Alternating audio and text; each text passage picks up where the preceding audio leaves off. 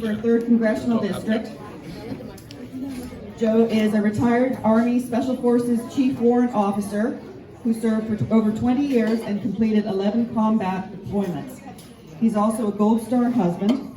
His wife, Navy Senior Chief Petty Officer Shannon Kent, was killed in 2019 conducting special operations against ISIS in Syria. After Shannon's death, Joe returned home to the Pacific Northwest to raise his sons and to be near family. He is currently running for a congressional seat in Washington State's 3rd Congressional District. He's seeking to primary Representative Jamie Herrera Butler, who was one of 10 House Republicans, get ready to hiss, who voted to impeach President Trump. Representative Butler was also a witness for the Democrats in an impeachment hearing. Uniparty garbage. Joe is volunteering now, just like he did 23 years ago, to restore the voice of his community back to DC and for the future of our nation. I'm very proud to introduce somebody who sort of came on my radar about 6 weeks ago, and I think he's a fantastic speaker, and I'm looking forward to hearing from him.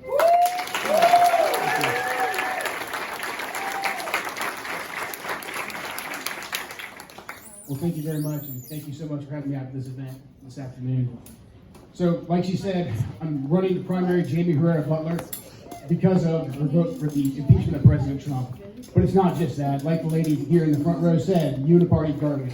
We've seen it for far too long. We've seen these establishment Republicans come in and tell us that they're going to go and fight for us and they're not going to stand this encroachment on our rights that we've all seen progressively over the last, starting a couple decades ago, but really in the last couple of years, how much the left wants to attack everything in our society that we hold dear, that our founders gave us the rights to hold dear. So we see what the left has been doing, what they've been up to. They've started attacking the family, they've started attacking traditional values, and they've been doing that in a very deliberate way through our education system.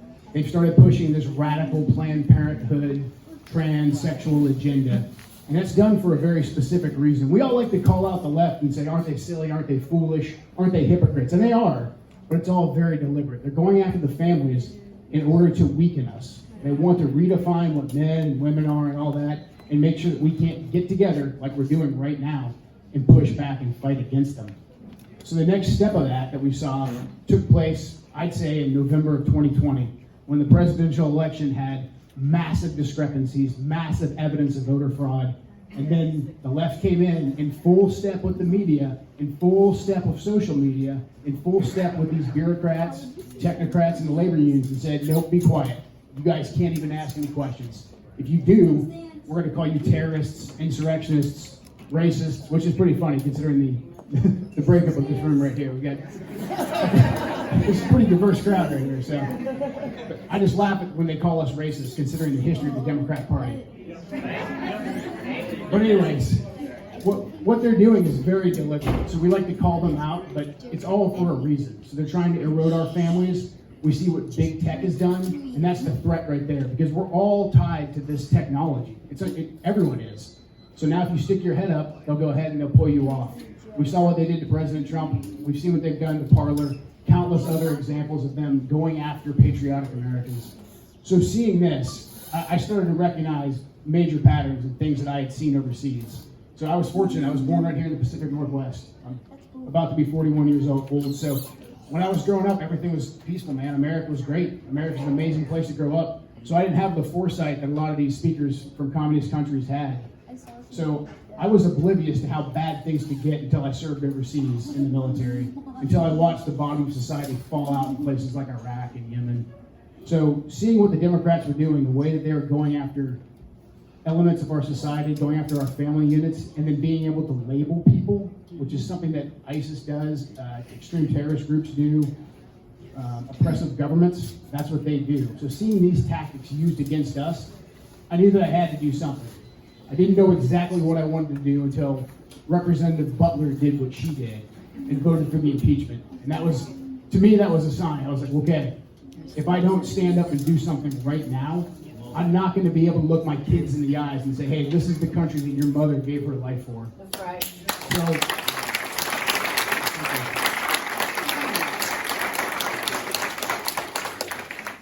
So the last thing the left wants us to do is this exactly right here, is get together with each other, organize at the grassroots, get involved in all these different communities. And so that's why they completely and totally exploited the COVID lockdowns from last year. When the pandemic first hit, everybody was scared. This time last year, we didn't have any information. So we all followed the guidance, 2 weeks to slow the spread, got it. But then after that, power is a drug. I mean, I think the people who've lived through totalitarian regimes, communist regimes, they'll tell you that. They always want more. So what happened with our government? Our Governor Inslee, they all got drunk with power. And then they realized they could use it against the one person that was standing in their way, President Trump. So they locked us down. They took away our ability to go to school, to go to church, to organize, to open our businesses. Like these business owners, like the gentleman who was nice enough to let us gather here today, I can't even imagine what they've gone through in the last year. They're not even allowed to have their own livelihoods. So when we look at all this, we have to continue to organize and continue to push back and realize what the left is doing. They're passing legislation right now, H.R. 1, that's going to normalize the 2020 election. That's going to make widespread voter fraud essentially the norm. Pass out mail-in ballots to everybody. Young lady up here talked about the machines. It's going to normalize machine counting voting. It's going to purge all roles, and we're not going to be able to take roles of who belongs in what precinct station. That's pretty much going to let the federal government stick their thumb on the scale of any election. They're normalizing this. So they take away our First Amendment rights with the COVID lockdowns, take away our ability to vote, negate our social contract we have with our government with H.R. 1. And this last week, we saw the ruling from the Ninth Circuit Supreme Court, the Court of Appeals come down, trying to take away our Second Amendment rights. And then H.R. 127 and countless other resolutions and bills that they're passing right now at a breathtaking speed. So we are right now on the cusp of losing our freedoms. I hate to say that. It scares me. And I never thought I'd see it here in America. But seeing the way that the left is attacking us, I know that we have to organize. And this is what I did in the military for 20 plus years in the intelligence community. I built networks like this to push back against oppressive governments. That's what Green Berets do.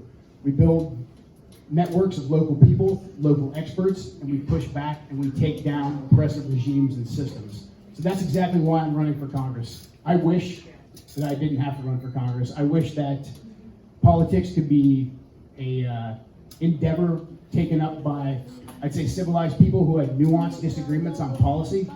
But that's not the way the left is playing this right now. They're throwing everything at conservatives. And I know everyone here in this room, I'm preaching to the choir.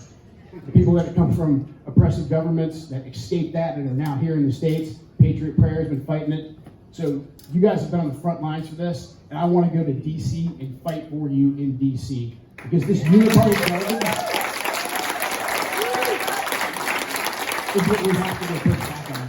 We can't rely on the traditional Republicans anymore. Almost all of them have sold us out. The impeachment vote was just really one thing. It was just a catalyst. I mean, the border crisis, we can try to tie that back to all the rhino Republicans who didn't support Trump, sending the emergency funds and the military down to secure the wall. I lived through the endless wars. The Democrats want to keep those going. The rhino Republicans all get paid from it.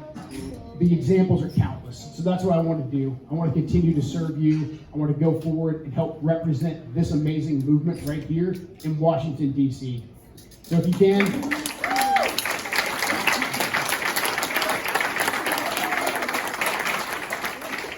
So if you can, please go to joekentforcongress.com. I have all my stances on the various issues right there on the website. There's an email you can communicate with me directly on there.